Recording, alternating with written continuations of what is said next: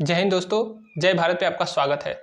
जी हाँ दोस्तों, आपने सही पढ़ा कि विधायक बनना आसान परंतु प्रधान बनना कठिन होता है। जी हाँ दोस्तों, आपने भी अगर अपने गांव में कभी प्रधानी का चुनाव लड़ा होगा या फिर किसी को बहुत करीब से प्रधानी का चुनाव लड़ते हुए देखा होगा, तो आपने ज़रूर महसूस किया होगा कि जो विधायक बनना है वो आसान है, लेकिन प्रधान बनना काफ़ी मुश्किल होता है। प्रधान बनना क्या, अगर आप बीडीसी का भी चुनाव चुनाव लड़ते हैं तो फिर आपको काफ़ी ज़्यादा कठिनाइयों का सामना करना पड़ता है। जबकि वार्ड मेंबर जो है हमारे गांव में, इसके लिए तो कोई पूछिए ही मत, क्योंकि वार्ड मेंबर के बारे में लोग कुछ जानकारी नहीं होती है और वार्ड मेंबर के जो अधिकार होते हैं उसके बारे में जानकारी न होने के कारणवश लोग समझते हैं कि प्रधान ही सब कुछ होता है। देखिए, प्रधान उनसे उच्च दर्जा प्राप्त है लेकिन सब कुछ नहीं होता है। सब कुछ नहीं होता, क्योंकि जो होता है, जो हमारा वार्ड मेंबर होता है उसको भी बहुत सारे अधिकार मिले होते हैं, लेकिन अधिकारों के बारे में जानकारी नहीं होती है। और प्रधान जो हमारे समाज में सबसे बहुत बड़ा पद होता है, इसलिए उसको लोग मानते हैं कि वही सब कुछ होता है। तो देखिए, जो वार्ड मेंबर है उसके लिए तो लोग बिल्कुल इच्छा ही नहीं जाहिर करते हैं कि हम कभी वार्ड मेंबर का सदस्य बनेंगे या वार्ड मेंबर का चुनाव लड़ेंगे।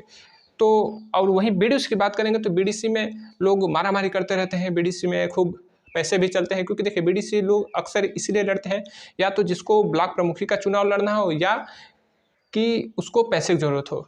यानी कि देखते हैं कि जो ब्लॉक प्रमुखी जो चुनाव लड़ता है तो वो बीडीसी लोगों को पूरी तरह से खरीद लेता है, अपने काबू में कर लेता है।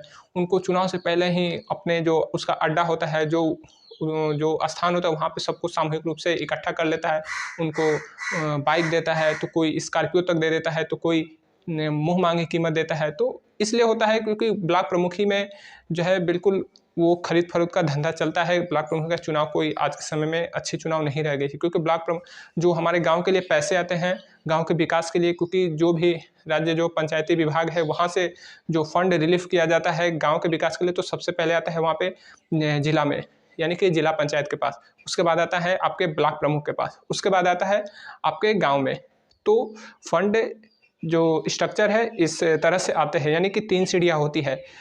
तो सबसे ज़्यादा जो फंड आता है वो तो आपके गांव के लिए आता है, लेकिन उसका जो आना होता है वो जिला पंचायत से आता है। जिला पंचायत से फिर आपके ब्लॉक प्रमुख में आता है।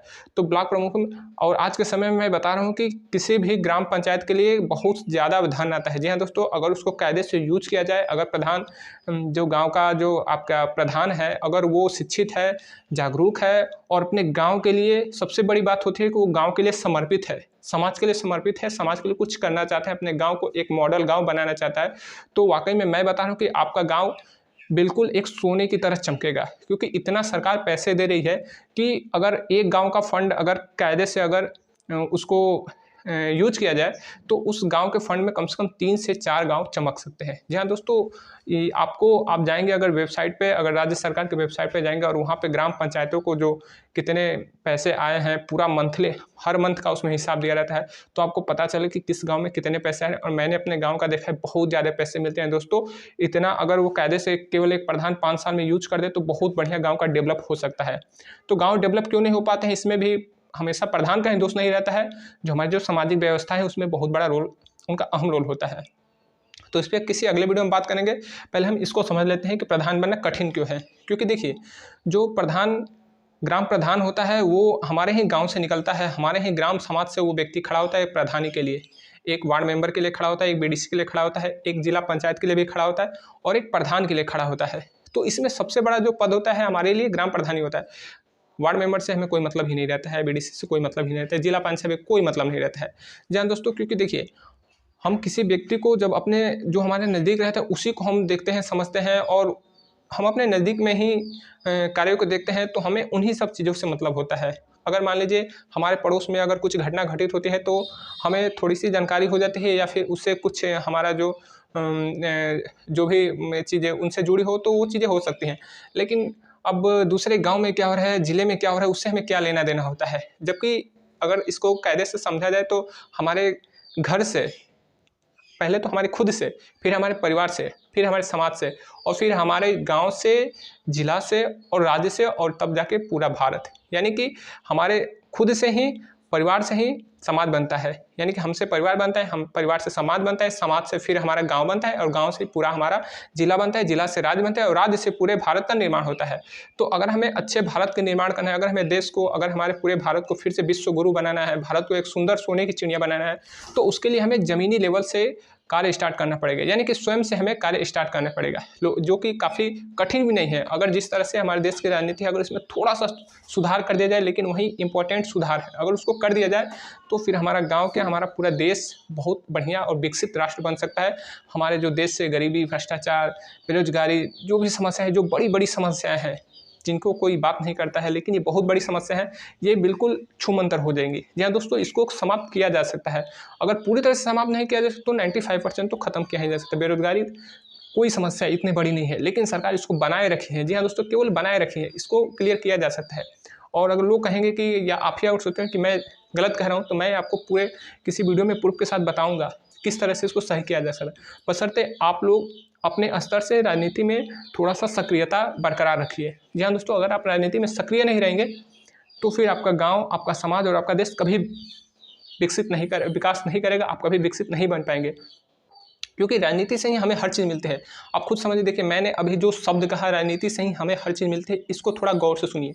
राजनीति से हमें हर चीज़ मिलती है, यानी कि अगर राजनीति अगर सही रहेगी तो ही हमें शिक्षा मिलेगा, हमें स्वास्थ्य मिलेगा, हमें रोजगार मिलेगा, और हमें जो जो चीज़ें चाहिए, यानी कि जो हमारा जीवन शैली है वो काफ़ी अच्छा बन सकता है राजनीति से ही, क्योंकि राजनीति से ही हर चीज़ें मिलती है। लोग कह देते हैं कि राजनीति से हमें क्या लेना देना, लेकिन राजनीति से आपको लेना भी है और आपको देना भी है। अगर सब्सिडी अगर सरकार आपको दे रही है तो आपको लेना भी है, और टैक्स अगर सरकार लगा रही है तो आपको जीएसटी के रूप में देना भी है।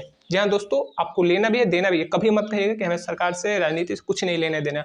ये आपको जो राजनेता हैं वही लोग गुमराह करने के लिए सब बातें करते हैं, और आप उनमें गुमराह भी हो जाते हैं। इस तरह से आपको बेवकूफ़ी नहीं करना है, आप राजनीति में इंटरेस्ट रखिए।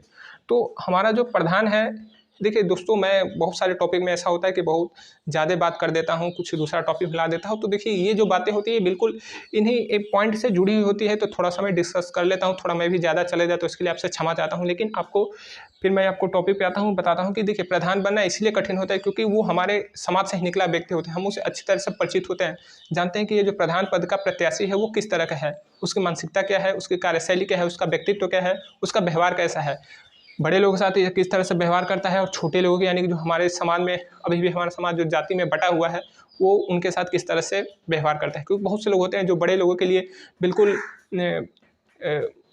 मतलब कहते हैं कि हाथ पाँव पकड़ के गिर जाते हैं उनका आशीर्वाद लेने का, और छोटे लोग अगर उसके सामने जाए तो उनको पैरों तले रौंद देते हैं। तो ऐसे लोगों को सभी लोग जानते हैं, सबका उतना तो विवेक है, किसी का ज़्यादा विवेक जागृत होता है, किसी का कम, लेकिन सब व्यक्ति विवेकशील है, ऐसी बात नहीं है, विवेकवान सभी लोग हैं। तो वो लोग इस तरह से देखते हैं कि ये व्यक्ति सही है तो इसको वोट करते हैं, और सही नहीं है तो उसको वोट नहीं ही करते हैं, क्योंकि अब वो पहले वाला गया कि हाथ उठाइए और वोटिंग कीजिए। अब तो आपको एक गुप्त रूप से मतदान करना होता है। तो यहाँ पर प्रधान को काफ़ी ज़्यादा चीज़ें लोग देखते हैं कि ये अच्छा है कि नहीं है, तो इस वजह से प्रधान का चुनाव जो है काफ़ी ज़्यादा क्रिटिकल हो जाता है। और जो विधायक होता है वो आसान होता है, क्योंकि विधायक जो होता है वो या तो निर्दलीय होगा या तो फिर किसी पार्टी का एजेंट होगा, यानी कि पार्टी का कैंडिडेट होगा। ठीक है, एजेंट भी कहे तो कोई बड़ी बात नहीं, किसी को गुस्सा करने की बात नहीं है। तो पार्टी का कैंडिडेट होगा या तो निर्दलीय होगा। तो विधायक का चुनाव इसलिए आसान हो जाता है क्योंकि जब हम आज की सिचुएशन में, या फिर पहले भी और आज के समय तो ये सिचुएशन काफ़ी ज़्यादा गंभीर हो गई है कि हम अपने पड़ोस में लोग को नहीं जानते हैं, पड़ोस में जो लोग हैं उसको हम सही से नहीं जानते हैं। तो फिर हम किसी गाँव से बाहरी व्यक्ति को क्या जानेंगे, या फिर अपने ब्लॉक के स्तर के व्यक्ति को क्या जानेंगे, ब्लॉक से बाहर जिला जो विधानसभा क्षेत्र है, क्योंकि विधानसभा क्षेत्र में भी कई ब्लॉक आ जाते हैं, तो उनमें लोगों को हम लोग क्या जानेंगे, क्या समझेंगे, कुछ नहीं समझ पाते हैं। जब हम अपने गांव के लोगों को ही अच्छी तरह से नहीं समझ पाते तो उनको हम क्या समझेंगे। लेकिन चुनाव प्रक्रिया इतनी गड़बड़ है कि वैसे लोगों को लाकर दे दिया जाता है कि बस अब इनको वोट देना ही देना है, आपके हाथ बंधे हुए हैं, आप स्वतंत्र नहीं वोट देने के लिए। आपको लोकतंत्र का केवल मुखौटा दिया गया है, लेकिन वोट देने के लिए आप स्वतंत्र नहीं है, मजबूरी है कि किसी को वोट देना है, नहीं तो नोटा है तो नोटा के दे या फिर ना दे, कोई मतलब ही नहीं, कोई मतलब नहीं होता है। तो विधायक हमारे पास परोस दिया जाता है पार्टी का एजेंट के रूप में, और हमें वोट देना पड़ता है। मैं सही अगर आपसे कहूँ तो देखिए, मैं कह सकता हूँ कि 95% लोग तो ऐसे होंगे जिनको अपने गाँव का प्रधान तो पता होगा, लेकिन वार्ड प्रमुख कौन है आपके वार्ड मेंबर कौन है आपके वार्ड का नहीं पता होगा। ब्लॉक प्रमुख बड़ी चीज़ हो गई, ब्लॉक प्रमुख को भी बहुत लोगों को जानकारी नहीं होती है कि कौन है उनके, या फिर जिला पंचायत सदस्य कौन है, जिला पंचायत अध्यक्ष तो बड़ी बात हो जाती है, बहुत लोगों को नहीं पता है, क्योंकि राजनीतिक रूप से वो लोग जागरूक नहीं है। देखिए हमारे देश में संविधान इस तरह से बना दिया गया है, इसका स्ट्रक्चर इस तरह से केंद्रित कर दिया गया है कि इसमें लोगों को जिस गाड़ी पे बैठाया जा रहा है उनको पता है कि हम गाड़ी पे बैठे हैं, लेकिन गाड़ी को किस तरह से चलाना है नहीं पता है। गाड़ी के जो पार्ट्स हैं, उसका क्लच है, इंडिकेटर है, उसका गियर है, उसका ब्रेक है, उसका फ्यूल है, उसका जो फ्यूल टैंक है, वो क्या चीज़ें हैं, किस तरह से सारी चीज़ें मिलकर एक गाड़ी को स्ट्रक्चर देती है, पता नहीं है। सेम टू सेम यही चीज़ है हमारे संविधान में। संविधान में राजनीति क्या है, पार्टी क्या है, जिला पंचायत सदस्य क्या है, ब्लॉक प्रमुख क्या है, विधायक क्या है, सांसद क्या है, हमारे देश के 95% लोगों को इसको सही से पता नहीं है। बहुत से लोगों को बस सांसद विधायक नाम के शब्द सुने हैं, और खासकर महिलाओं में तो ये शब्द भी नहीं पता है। महिलाओं में राजनीतिक रूप से काफ़ी ज़्यादा कहा जाए तो विकलांगता है। लोग इसको सही करने पे कभी बहस नहीं करते, कभी इस मुद्दे पे, कभी टॉपिक पे, कभी किसी डिबेट, किसी टेलीविजन पे डिबेट वगैरह नहीं होता है। क्योंकि अगर राजनीतिक रूप से हम अशिक्षित होंगे तो हमारा देश कभी शिक्षित नहीं होगा, हमारा देश कभी विकसित नहीं होगा। तो इसलिए मैंने आपको ये टॉपिक उठाया कि विधायक बनना आसान है, लेकिन प्रधान बनना काफ़ी मुश्किल है। क्योंकि विधायक जो होता है वो काफ़ी दूर का व्यक्ति होता है, उसके हम व्यक्तित्व को नहीं जानते। बस इस पार्टी का सदस्य है, यानी कि ये पार्टी कोई जाति धर्म के लिए विशेष है, तो बस ये वाला अच्छा है तो इसको हम वोट कर देंगे, और ये वाला अच्छा है दूसरी पार्टी वाला तो उसको वोट कर देते हैं।